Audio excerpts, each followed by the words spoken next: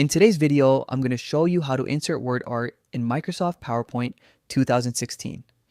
Adding word art is a great way to make your text stand out and give your presentation a creative touch. Let's get started. First, open PowerPoint on your computer. You can either open an existing presentation or create a new one. Once your presentation is open, click on the Insert tab at the top of the screen. In the Insert menu, you'll see different tools for adding elements like images, charts, and text. Now, find and click on WordArt. A drop-down menu will appear showing different text styles. Choose the one that fits your presentation style. After selecting a style, a text box will appear on your slide. Click inside the box and type your text. It could be a title, a heading, or any phrase you want to highlight. You can move the text box anywhere on the slide by clicking and dragging it.